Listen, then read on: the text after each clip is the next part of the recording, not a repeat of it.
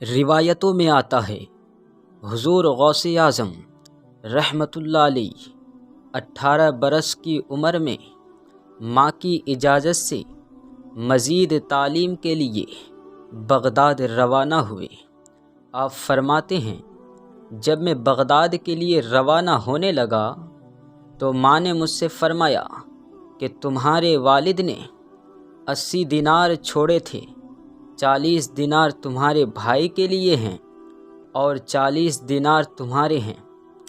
تمہارے دینار میں نے تمہاری قمیص کے اندر سی دی ہیں۔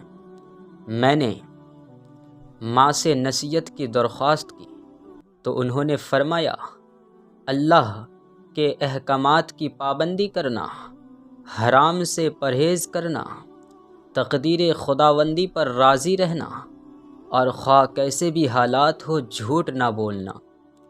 حضور غوث اعظم فرماتے ہیں کہ جب میری ماں اس بات کو جانتی تھی کہ بغداد میرے لیے ایک نیا شہر ہے اور وہاں میرا کوئی دوست، ساتھی یا غم خوار موجود نہیں ہے، اس لیے انہوں نے مجھے اللہ کے سپرد کیا۔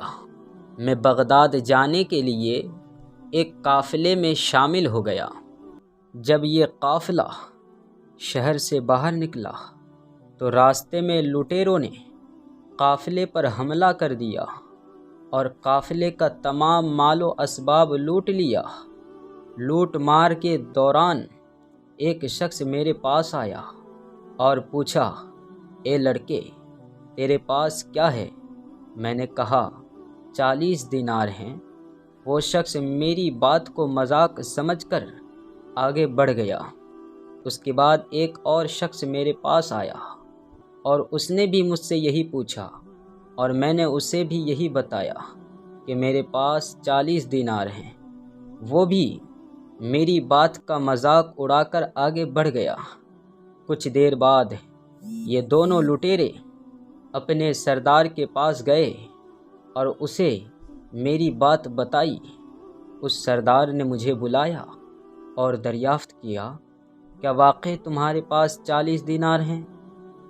میں نے اسے بتایا، ہاں، میری بغل کے نیچے سلے ہوئے ہیں۔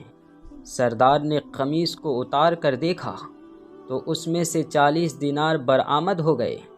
وہ سردار حیران ہوا، وہ سردار پریشان ہوا اور اس نے مجھ سے کہا کہ تم نے اسے راز کیوں نہ رکھا؟ تمہیں سچ بتانے کی کیا ضرورت تھی؟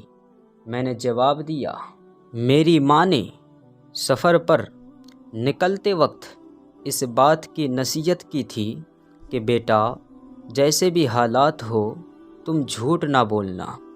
لہٰذا جب مجھ سے پوچھا گیا میرے پاس کیا ہے تو میں نے سچ سچ بتا دیا۔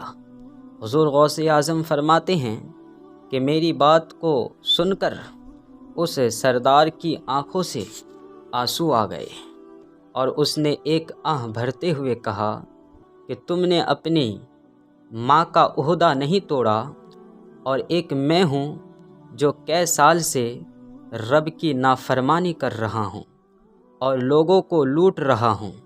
یہ کہہ کر وہ سردار میرے قدموں میں گر پڑا اور توبہ کرنے کے بعد تمام مال و اسباب قافلے والے کو واپس کر دیا۔ یہ پہلا موقع تھا جب کسی شخص نے میرے دستے مبارک پر توبہ کی۔ ایک مرتبہ دریائے دجلہ میں سیلاب آ گیا۔ دریا کی طغیانی کی شدت کی وجہ سے لوگ پریشان کے عالم میں حضور غوث اعظم کی خدمت میں حاضر ہوئے تو حضور غوث اعظم نے اپنا عصا مبارک پکڑا اور دریائے دجلہ کے کنارے پہنچ کر عصا مبارک کو زمین میں گاڑ دیا اور فرمایا، اے دریا، بس رک جا۔